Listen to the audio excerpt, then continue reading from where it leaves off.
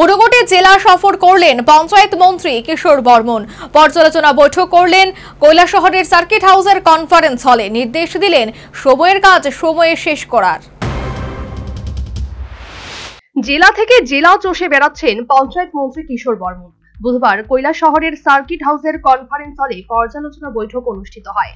বৈঠকে উপস্থিত ছিলেন পঞ্চায়েত দপ্তরের অধিকর্তা প্রসূন দে, ঊনকোটি জেলার জেলাশাসক ডক্টর তমাল মজুমদার, ঊনকোটি জেলা পরিষদের সভাধিপতি অমলেন্দু দাস, কুমারঘাট পঞ্চায়েত সমিতির চেয়ারম্যান সুমতি দাস, অতিরিক্ত জেলা শাসক অর্ঘ্য সাহা, চণ্ডীপুর পঞ্চায়েত সমিতির চেয়ারম্যান স্বপ্না দাস পাল, ভাইস চেয়ারম্যান বিনয় সিংহ, গৌরনগর পঞ্চায়েত সমিতির চেয়ারম্যান লক্ষ্মী নম, ভাইস প্রেসিডেন্ট মোহাম্মদ বদরুজ্জামান সহ বিভিন্ন আধিকারিকরা। মিটিংয়ে ঊনকোটি জেলার সার্বিক পঞ্চায়েত কার্যক্রম ও ভবিষ্যৎ পরিকল্পনার রিপোর্ট তুলে ধরেন জেলা শাসক ডক্টর তমাল মজুমদার। পরে সংবাদ মাধ্যমে মন্ত্রী কিশোর বর্মন জানান, প্রতি 3 মাস অন্তর এই ধরনের রিভিউ মিটিং করা হয়। যেসব পঞ্চায়েত অফিস এখনো স্থায়ী ভবন পায়নি, খুব শীঘ্রই সেখানে পাকা স্থায়ী অফিস তৈরি হবে এবং প্রতিটি পঞ্চায়েত অফিস ইন্টারনেট সংযোগে যুক্ত করা হবে।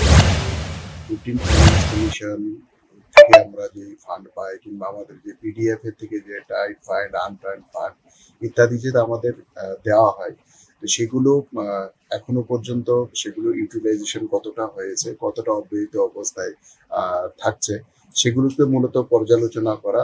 যেটা অব্যাহত অবস্থায় আছে সেটার একটা নির্দিষ্ট টার্গেট ঠিক করা, আগামী 3 মাসের মধ্যে সেটাকে কিভাবে আমরা ইউটিলাইজ করব সেগুলোকে নিয়ে পর্যালোচনা। এছাড়াও বিভিন্ন পঞ্চায়েত ভবন নির্মাণ, পঞ্চায়েত লার্নিং সেন্টার নির্মাণ ইত্যাদি বিষয়গুলো সময়ে সময়ে যে আমাদের মুখ্যমন্ত্রী মডেল ভিলেজ, তার জন্য যে সময়ে সময়ে স্টেট গভর্নমেন্ট থেকেও যে ফান্ডগুলো দেওয়া হয় সেগুলো এখনো কি অবস্থায় আছে এবং আগামী দিন কত দিনের মধ্যে সেগুলোকে আমরা ফুলফিল ইউটিলাইজেশন করব সেগুলো নিয়ে।